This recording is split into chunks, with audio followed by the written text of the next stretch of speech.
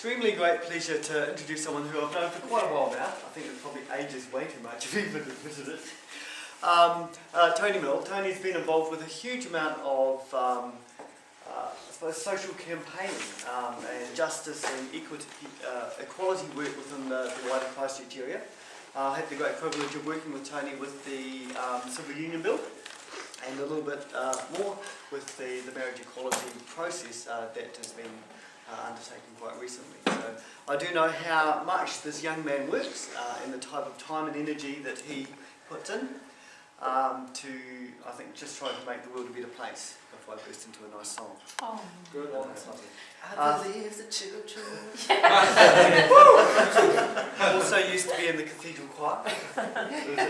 Yes. So, man of many talents and sharing a little bit of his experiences over the last year or so with regards to the progression that we've made here in New Zealand. So, thank you very much for coming and sharing your time, Tony. Awesome, thank you, Neil. So I thought what I would do is, I haven't got a fancy PowerPoint or anything like that, so I'm just going to talk with you. I thought I would cover just very briefly about my personal background and then try to put the marriage equality debate into its broader context. Its international context, its historical context, personal context, and kind of try to touch on why New Zealand has got to where it's got and maybe some other countries have not quite got there yet. Good up, Australians. Yet. I guess my story is that I, like a lot of people, I knew that I was different quite early. So maybe 5, 6, 7 years old, I knew that I was different. And I started to crystallise what that was all about when I was maybe 11, 12 years old. And like many people, I tried to pray the gay away, and it didn't. So when I was around 13, I kind of realised, okay, this isn't going to go away, I have to deal with it. And for me, one of the biggest issues was the dishonesty that was involved in my life, and I hated it. I hated being dishonest. So I came out to my school guidance counsellor when I was 14. This is down in Invercargill, which is the bottom of the South Island, quite conservative place, and started coming out to my friends at school when I was 14 down there. And that was a difficult time, but it was also kind of quite exhilarating as well, because I was finally being able to be honest about who I was and what that meant. And at that time, there were very few role models, gay or lesbian role models, and in New Zealand you could probably name a few, the Top Twins, Elton John, and eventually Ellen DeGeneres when she came out on television. So I thought I was the only one. I thought I was the only gay in that Invercargill village. But I wasn't. There was one more. And I came from a very working class family, so both my parents work at the freezing works. And so that was a real struggle. But like most things, eventually they came around to understand what it was all about. And then I moved to Christchurch and I met my partner through Icebreakers, which Neil was running at that time. And my partner Nick and I would been together 13 years now. And we had our civil union in 2008. And that was personally, that was really significant, but it was also significant because I had worked in Parliament. I was working at Parliament for Tim Barnett, who was the Member of Parliament for Christchurch Central, gay MP, and he pretty much ran the campaign. So we were running that out of his office and setting up subgroups in various parts of the country. And it was incredible being part of that process. And I also stood for Parliament in Ashburton, which is a rural National Party conservative part of New Zealand, and I stood there as an out gay man, which was an interesting experience. And then of course I got involved in the marriage equality campaign more recently. So that's kind of my background and how I've got to this place. But the topic that Neil's given me is really interesting because it's really about the nature of change and how change comes about, which is a topic that I find really interesting because I'm a political person and I really want to understand how change happens and the various factors that make it happen, because I'm interested in solving child poverty and closing the gap between the rich and poor and all these other issues, which are big, huge systemic issues, but I want to try to understand how to bring about that change. And it's a pretty extraordinary story, really, the story of gay rights. 40 years ago in New Zealand, it was a criminal act to have gay sex in New Zealand. You could and did go to prison for it. There were police raids on gay venues in New Zealand. It was considered a mental illness. There were murders, and often the murderers got off if the victim was a gay man. And the very idea of same-sex marriage would have been, it just wouldn't have even featured in people's thinking 40 years ago. And yet, we've kind of gone on this 40-year journey, which is actually quite a short period of time, and a huge amount has changed. And it hasn't changed by accident. There have been a lot of deliberate things along the way that have enabled us to get to that space. So I thought I'd touch on some of those things: the historical perspective, cultural perspective, an organiser's perspective, which is my perspective, international, the political, and also the personal. And for me, the personal is political.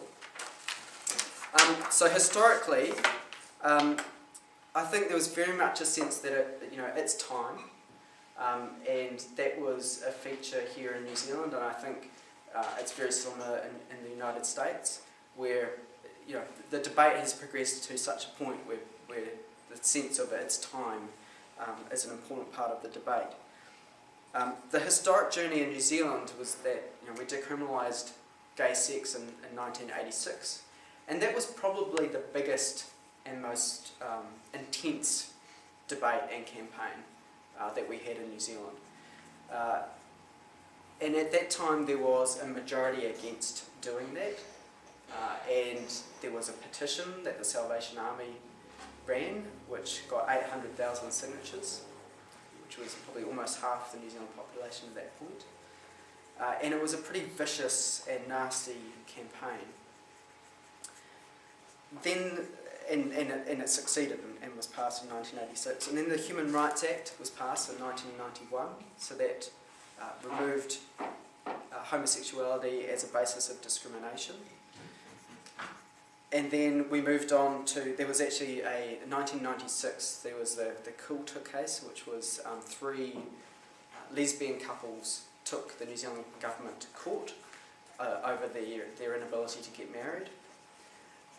And they also then, when the government said, well, it's an inconsistency, but we will accept this inconsistency, they then went to the United Nations to complain about the New Zealand government, which was unfortunately rejected. But it did precipitate the civil union legislation, because when the Labour government was elected in 1999, Helen Clark said to Tim Barnett, who I ended up working for, she said to him, I need you to investigate this issue, and I want you to engage with the gay and lesbian community around New Zealand and come up with an answer for what we should do here.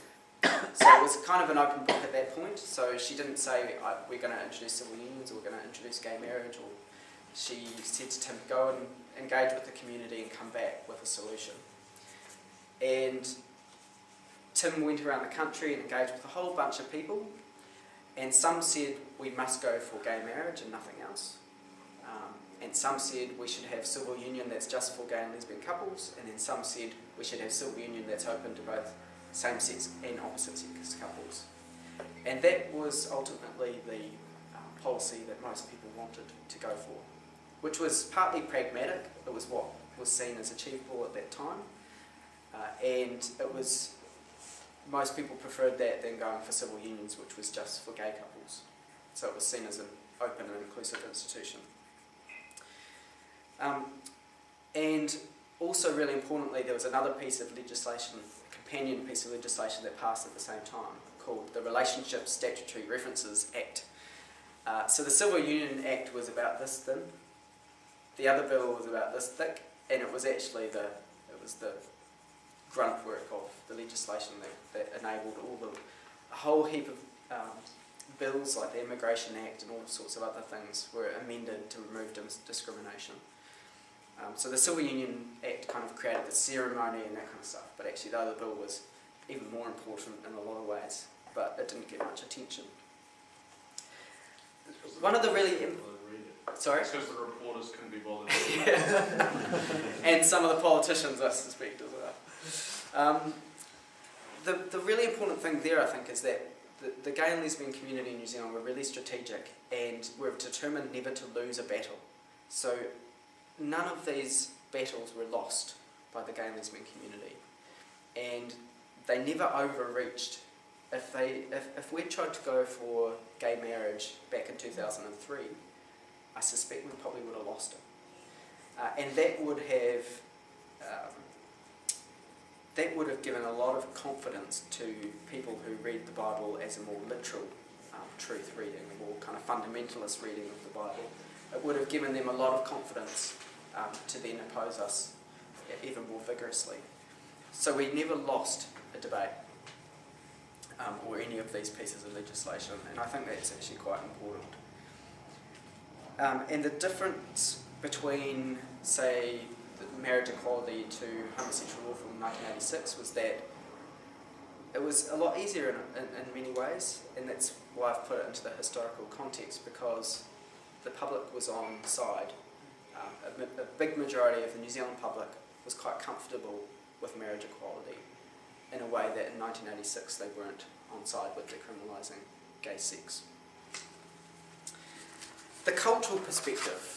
And I think in a lot of ways this can be underestimated, but things like Lady Gaga's song Born This Way are actually really significant in terms of changing how people think about issues. You know, that song basically says that sexuality is orientation, not choice. And that does have an influence over people, particularly young people who listen to her music. She's got the same disability that I've got. Does she? Yeah, Asperger's syndrome. Oh, okay. Yeah. Are you going to do a number? No. Go on. And just some examples. In 1990, only one television network in the United States had a regular appearing gay character. And a majority of Americans reported they wouldn't allow their children to watch a show that had a gay character.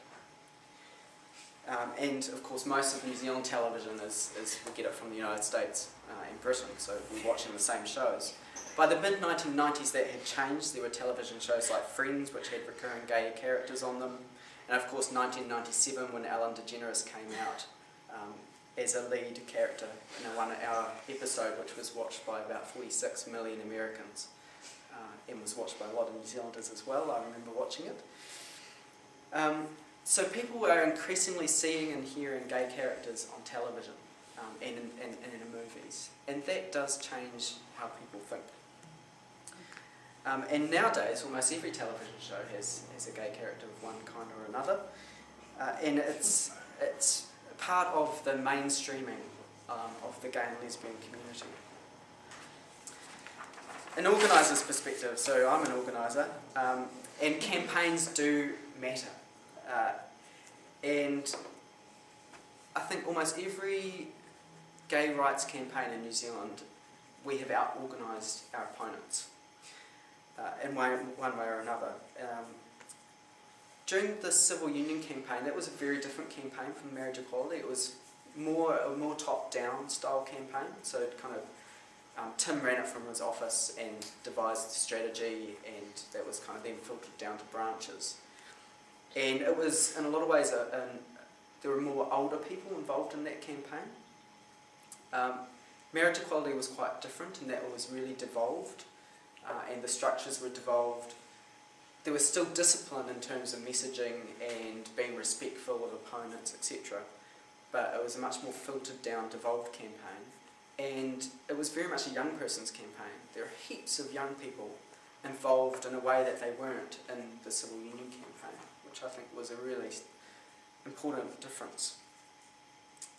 And we had a lot of famous New Zealanders come out and speak out in favour of it. So we had Anika Moa and Tamati and Alison Moore, who all kind of came out in favour of marriage equality and got quite active around speaking out.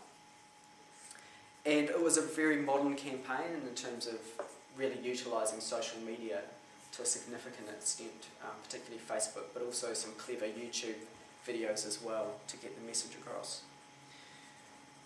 And the Christian voice is really important, as it was in civil union, where people like Margaret Mairehau and others formed a coalition of Christians for marriage equality to provide an alternative voice, because often the debate was presented as the gay and lesbian community versus the church community, and I think that was actually a false dichotomy.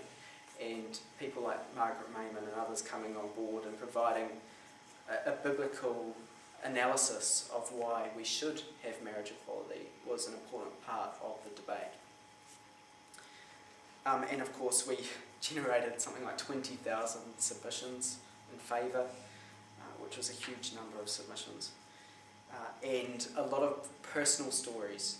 And one of the, actually I'll talk about that shortly, but personal stories are one of the most effective parts of campaigning, and I think we did that really well when it came to the submissions here in Christchurch, for example. A lot of the people that were submitting were telling their personal stories about them and their relationship, or talking about that, some parents came and submitted and said, my son can get married to his girlfriend, why can't my daughter get married to her girlfriend? Why is there this difference? So it was those personal stories that I think had the most impact on members of Parliament. We had a candlelight vigil outside one of the target members of Parliament here in Christchurch. About 20-25 of us went along and held candles outside her office and took a photo and made sure we sent it to her so she knew. She didn't do this. She was in Parliament, unfortunately, but it was just those little things that were trying to demonstrate that the community was on side and supportive. The Civil Union Act passed 65 votes to 55, which sounds close, but that's actually quite a decent majority.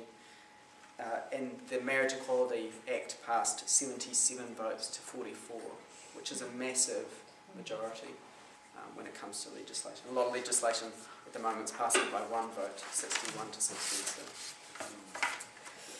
And then there's the international perspective. And I think this is true in New Zealand, but it's also part of a wider movement of what's happening internationally. That we framed the debate away from human rights and equality, and instead framed the debate as about love and families. And I think that has been a significant shift. A lot of people, my preference is to argue around human rights and equality, but that's not necessarily the best way to frame it in terms of getting the public on side. So there's, particularly in the United States, I think they've shifted away from the language of equality and human rights and towards the language of love and family. And I think Australia is starting to move in that direction as well. I think, for me, one of the most powerful videos on YouTube, and you may have all seen it already, there's a video by Get Up called It's Time, and it's filmed from the perspective of one person and his relationship, and family getting ill, the proposal, the story of any relationship. And then it's not until the very end that you realise that the person that he's in a relationship with is another man.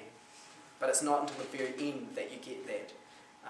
And so it's kind of trying to get the message across that relationships are relationships, whether it's a man and a woman and a woman, or a man and a man. Relationships go through the same struggles, the same difficulties, the same highlights and lowlights. And I think it's probably one of the most powerful videos in favour of marriage equality. I think it's had 10 million views or something.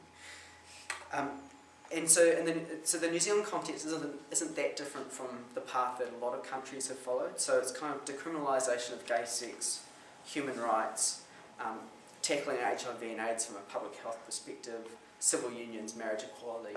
A lot of countries are following that same kind of pathway.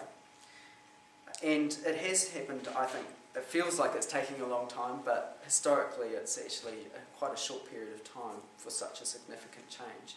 We're talking 30, 40 year change. And there are a number of countries that have moved in this direction, so Argentina, Belgium, Brazil, Canada, Denmark, France, Iceland, Mexico, Netherlands, New Zealand, Norway, Portugal, South Africa, Spain, Sweden, the UK, 15 states of the US, and Uruguay.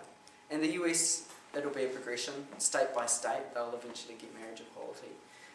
And then there are some that are lagging behind, like Australia. You will get there, but it might take a bit more time. And then there's the political. This is a political perspective. So in New Zealand, I think it was quite extraordinary that marriage equality had almost all of the major political leaders supporting. So we had John Key, the leader of the main Conservative Party in New Zealand, supporting marriage equality. David Shearer from the Labour Party supporting marriage equality, plus the leaders of the Greens, Peter Dunne, John Banks, who in the 1980s had delivered the most horrible homophobic speeches against decriminalising gay sex and described it as sewers and he voted for marriage equality. And leadership does matter, and it makes it when a leader comes out in support in that way. And Helen Clark did this as well for Labour. She gave the signal that she really wanted it to happen. It makes it easier for the MPs to then support it if your leader is behind it. And we had a cross-party grouping that helped lead it. So we had Louisa Wall, Grant Robertson, Charles Chauvel, Marion Street from Labour, Kevin Haig from the Greens, and Tau Hinari from the National Party. Some people might not realise that, but he was part of the key coalition that was pushing for it. I can give you an example of legislation being passed here in the world 120 years ago, when every female in this country got the vote. In Australia, it took another 33 years. A little bit behind. 1924. It's true. Yep. There are a couple of notable absences from that coalition, unfortunately. Chris Finlayson, who's an out gay National MP, wasn't involved in that coalition. And Dennis O'Rourke from New Zealand First, who's a Christchurch MP, who's increasingly becoming more out, wasn't involved either. And his party was whipped to vote against it, which I actually think is really sad for him. But there was this cross-party group that really kind of drove a lot of the parliamentary lobbying. And that was a real contrast with civil union, because there was a point at which we considered withdrawing the civil union bill. We had a campaign meeting where one of the National Party activists who was on the committee informed us that Don Brash, who had been supporting it, had supported it at first reading and had been supporting it until that point, had withdrawn his support. So he was leading the National Party. So when I say leadership is important, this was important. And him withdrawing his support meant that most of the National Caucus withdrew their support. And we thought that the whole caucus was going to vote against it. It ended up being three National MPs supported it, but we were really worried at that point that we wouldn't get the numbers because it looked like the whole caucus was going to vote against, including John Key, who voted against civil union at that time, and yet 3 or 4 years later supported marriage equality. So people do shift and change, but Catherine Rich, who was a National MP at that time, who was supporting it, guaranteed us that she was still going to vote for it and that there were a couple of others. So we knew we could still progress it. But we didn't want to have a loss, so we had a debate about is it better to withdraw the bill and not lose it rather than face a loss, which is what I talked about earlier. But while the political leadership is important, I think what is even more significant is that often those leaders are following the popular will. And the majority did support marriage equality in New Zealand. And that comes to the personal perspective, which is where the personal is political. And I think that to a large extent this is probably the most important thing.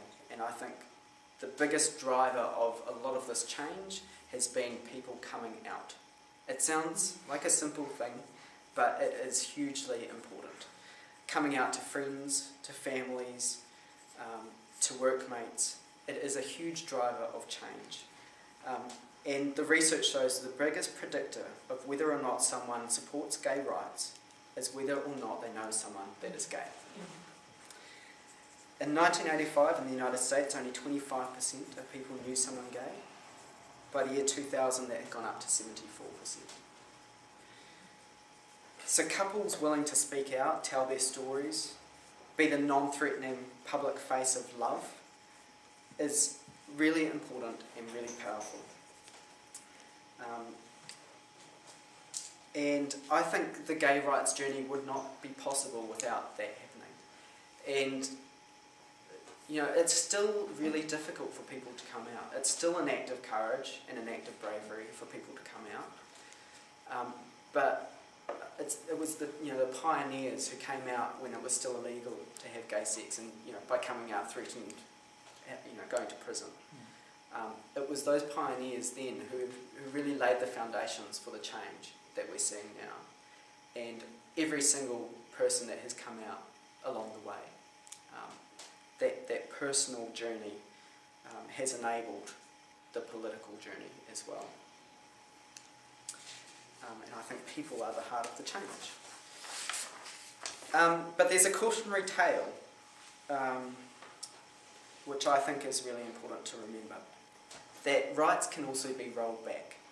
And there are two significant examples of it. One is 1933 in Germany, where there was actually quite a progressive approach to sexuality and gay rights in Germany before 1933. There were gay organisations, gay bars, gay clubs. There were scholarly books about homosexuality. And of course, Hitler and the Nazi Party banned those groups, burnt the books. 100,000 suspected gay people were arrested, 50,000 sentenced, and 5 to 15,000 incarcerated. So those rights were not secure. And we're also seeing it right now in Russia. I was just reading this morning that lots of small neo-Nazi groups are forming that are entrapping and enticing young gay men to their homes and then torturing them. There have been a number of murders. The government has banned propaganda of homosexuality, and that is then being reflected in the public polls in terms of support of gay rights as well. So support for homosexuality in general has declined significantly. There's almost no support for marriage equality in Russia, and there was a poll out which showed that 5% of Russians think homosexuals should be murdered, should be killed. So that's the cautionary tale, is that you can make progress and it can be rolled back, and we have to be eternally vigilant about that. And here in New Zealand there's still some way to go in terms of our journey. We need to do better in terms of tackling transgender rights. We have to do much better at making our schools safe in terms of bullying, and it's not just young gay, lesbian, transgender kids that are being bullied at school. Kids are being bullied for a whole range of issues, and that has to be addressed. It's still not safe to walk streets in many parts of New Zealand, including in Christchurch. If two guys or two girls were holding hands down the street, you can almost guarantee you're going to face some verbal abuse, if not physical abuse. And that's not okay. And we need to support our allies in the United States, in Australia, in the Pacific Islands, to make progress in those areas as well. So we have come a long way on our journey in New Zealand, but there's still a long way to go, and we need to support our allies as well. So that's really all I had prepared to say, but I'm happy to answer any questions or have a conversation.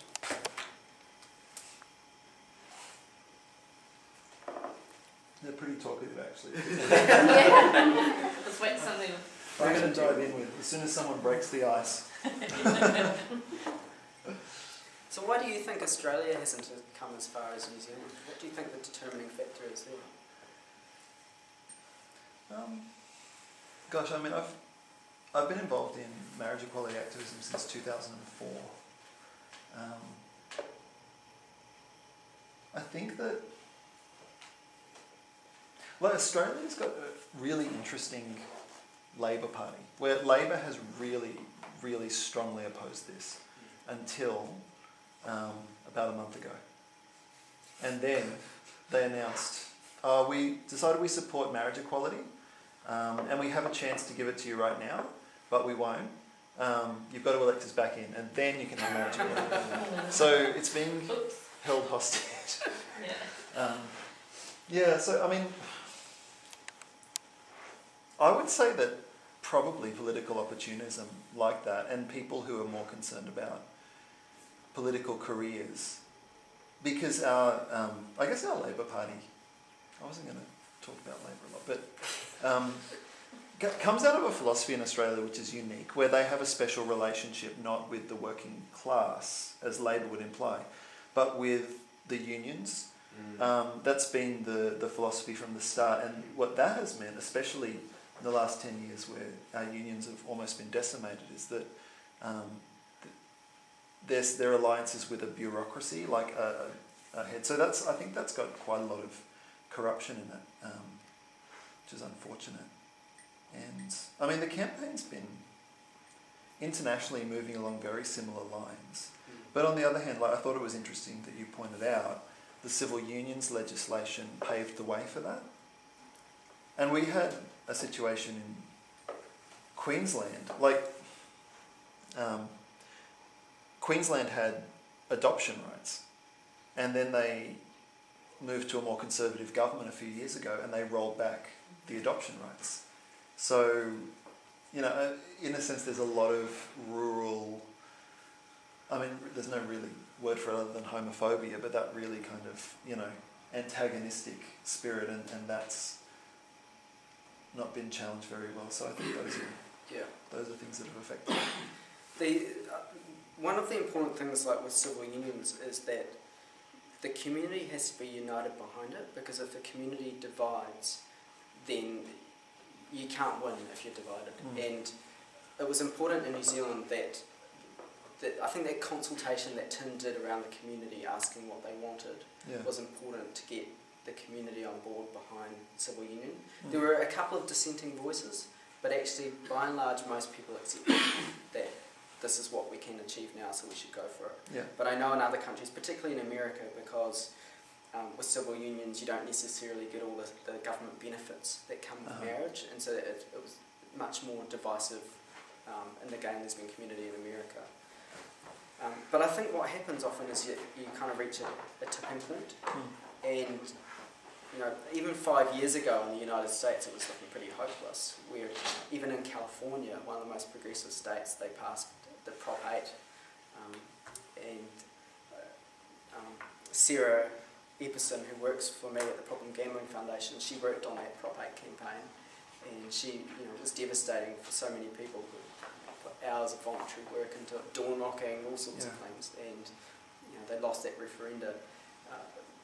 Mainly because in the last few days a television commercial came out which had a young girl come home to the parents with a book saying, "Oh, they're teaching me about homosexuality in school," and they didn't know how to respond to that, whether they should tackle it or try to minimise it, and they ended up losing the Prop 8 campaign. And yet, look, we've got to 4 or 5 years later. Even though it was looking hopeless, and all the states were passing these anti-gay marriage bills, and it was just that determination to keep going and keep moving forward with it. You spoke about sort of some pretty disastrous things that have happened historically to marginal groups like homosexuals. Do you see anything like that on the horizon in New Zealand? No, I think... I mean, being realistic as well. I think anything on that scale will be really... Because New Zealand's such a small country and everyone knows everyone. But that doesn't mean that... that doesn't mean every day some pretty horrible things are happening to people, particularly I think in schools. You know, kids can be really nasty to kids. And I think so there's a lot of that kind of stuff happening, and you know, we've had some murders as well in terms of there was a Wellington gay kid who was transgendered, I think, who was bashed to death and that kind of stuff, but nothing at a kind of government level to roll back the rights. But that doesn't mean we shouldn't be vigilant about it, because certainly, you know, the Conservative Party is kind of on the rise in New Zealand, believe it or not. Colin Craig has got a huge personal fortune and spent more at the last election than Labour or National did in terms of expenditure on the campaign, and bought himself 3% of the vote, and is likely to do so at this coming election. You know, so and that changes the dynamic as well of a parliament. If you've got 5% or 6% of the vote and had 7 or 8 MPs, and they're running a very conservative line of argument. With regards to what we can do to support places like Australia, and also in particular the Pacific Islands, which are very conservative communities, but when you're trying to kind of not really combat but work with cultures who haven't really got the basic like homosexual rights type legislation or understanding. In the experiences that you've had, has there been any discussion about how best to try and move that type of discussion or that type of support system forward? It seems like most of the queer Pacific Islanders that I know are living in New Zealand and don't want to go back. I guess, I mean, you could tackle it in a number of ways. One of them would be to, because, you know, like in Fiji, for example, where they're very reliant on tourism. You know, if there was some kind of boycott of tourism until they addressed, you know, those basic rights. Like, you know, I wouldn't want to go to Fiji because I might get arrested. You know, so they're losing my tourist dollar. So there might be kind of that kind of thing. But also, I think we could do better in New Zealand as well in terms of our own gay and lesbian community doing a better job to bring people in from different cultures into what we do, and you know, supporting their voice in changing the countries that they're from as well. There was an issue, talk about the islands, issue on Tangata Pacifica just this week when the Whawhaini was interviewed. So I didn't catch the whole item, but my husband did, and they were trying to talk about issues to do with gay. Yeah, and some of them are better than others. I think from memory, Fiji is the only one where gay sex is still illegal.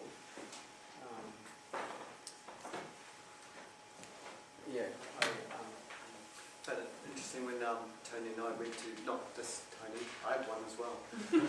They're quite handy. Yeah.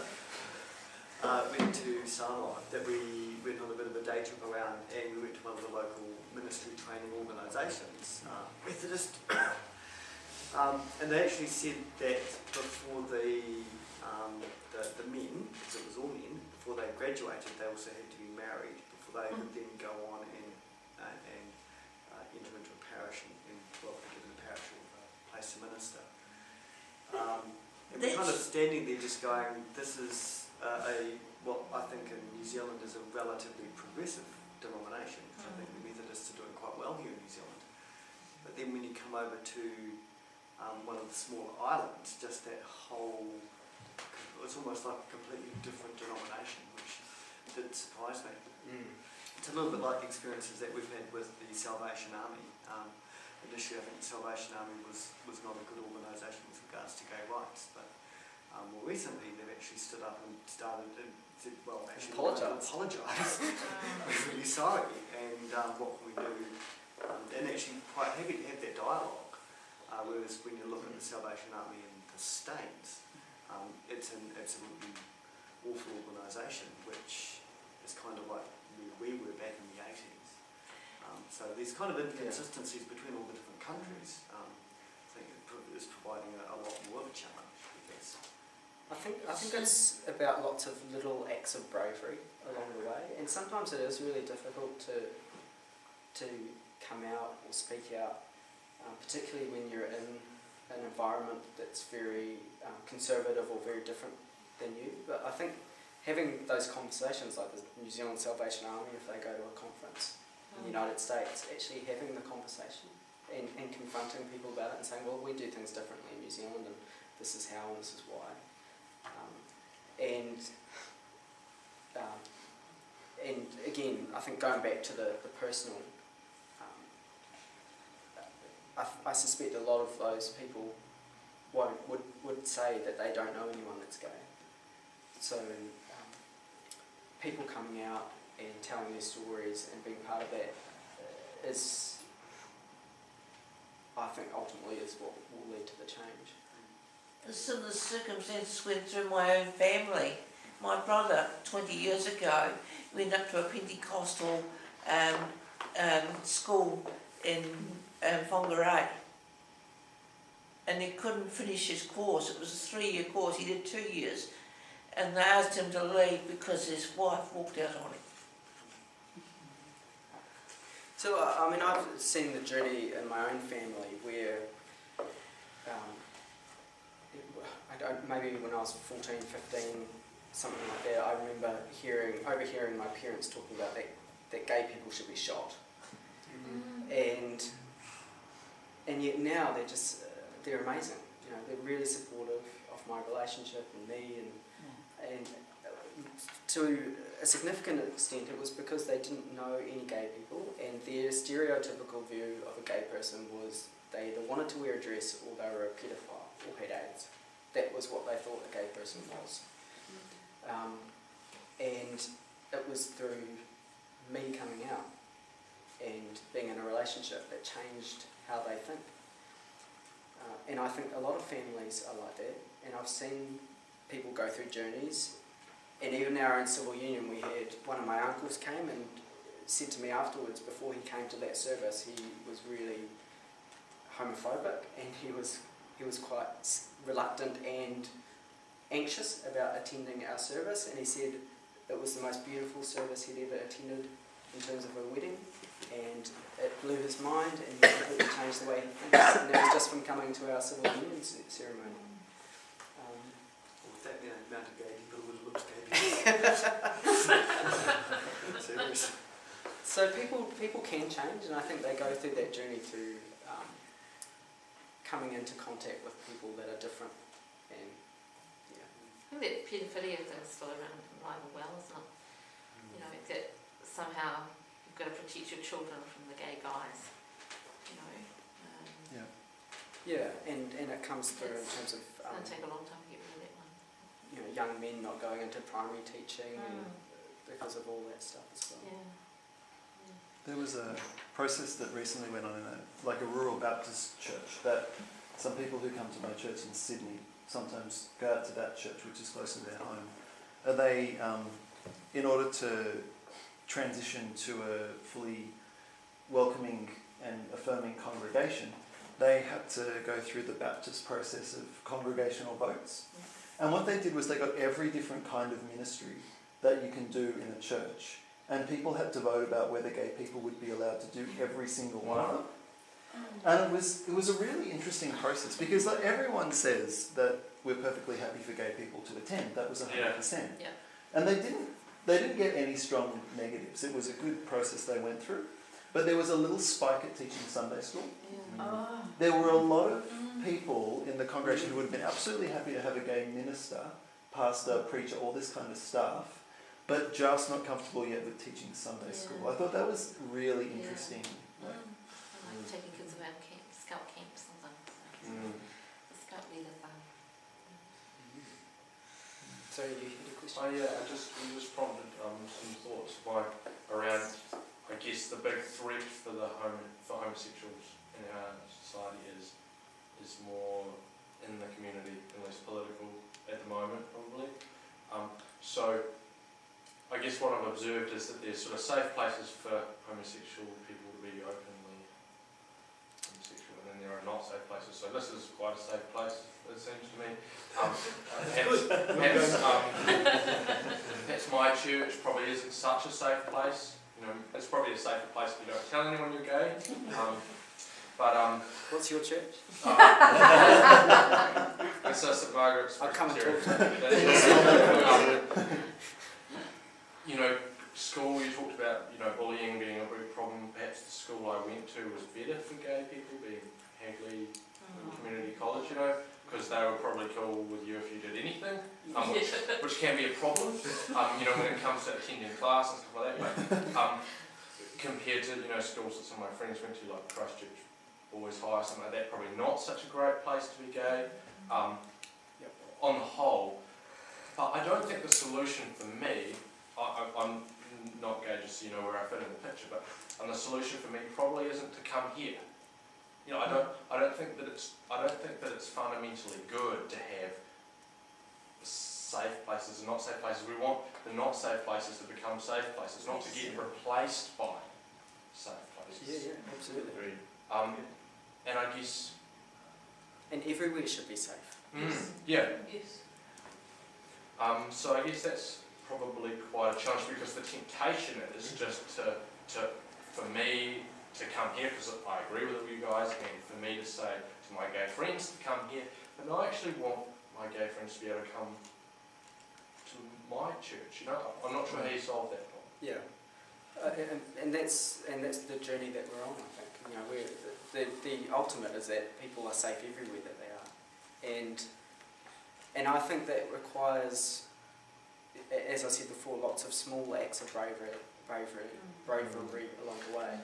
You know, it's one or two people eventually coming to your church and being out at your church. You know, and that will be confronting for some people, and it will be really difficult for them. But that's how you gradually make progress, and challenging things that happen at school. My nephew is my partner's nephew, but my nephew. He's 13. Lives in Blenheim, and we suspect he might be gay. And he went to his school principal because his teacher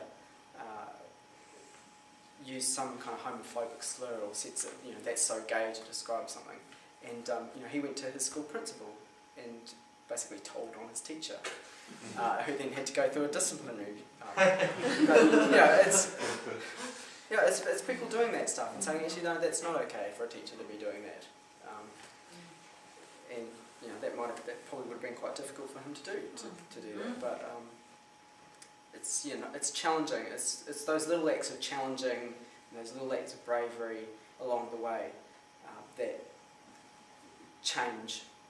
bring about change. And doing it at a bigger level as well. You know, doing it at a political level, and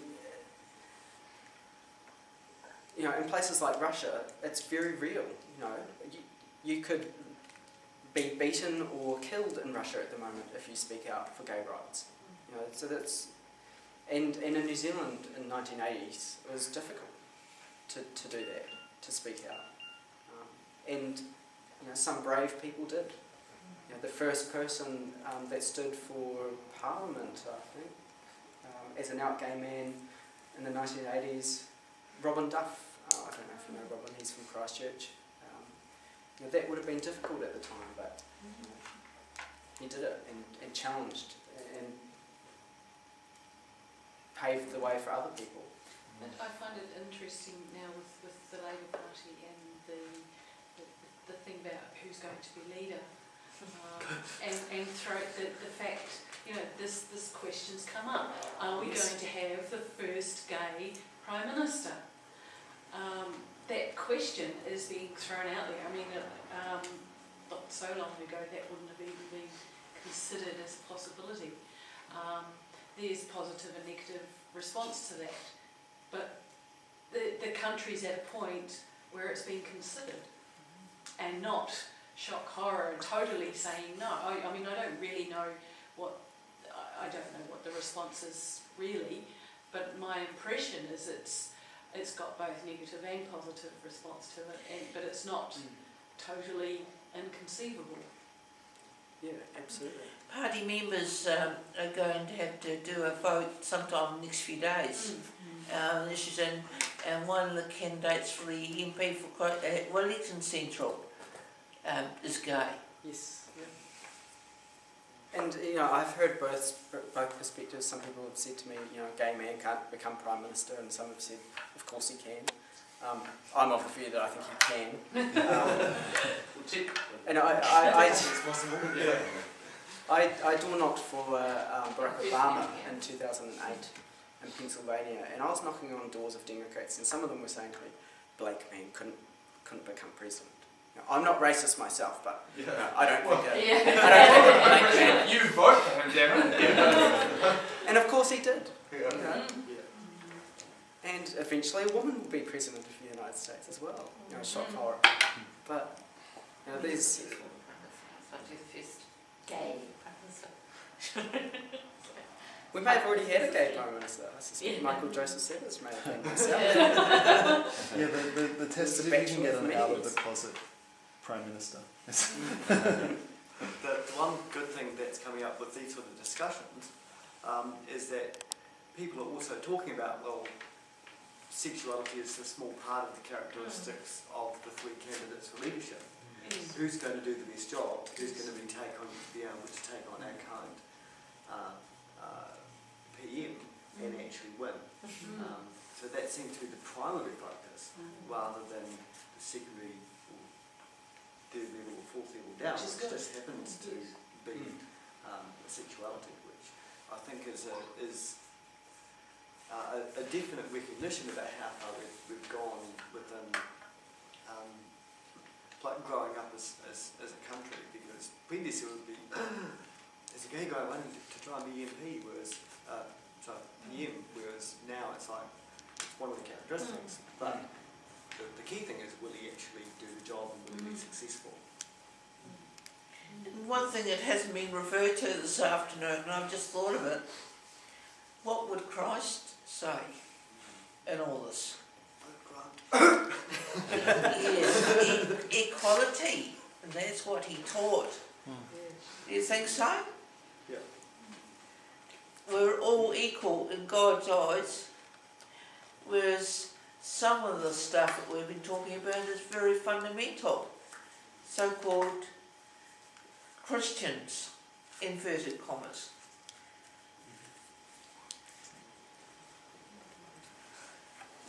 Well, on behalf of us all, thank you very much, Tony. That's all right. Thank you for inviting me. That's all right. We're very pleased to have invited you.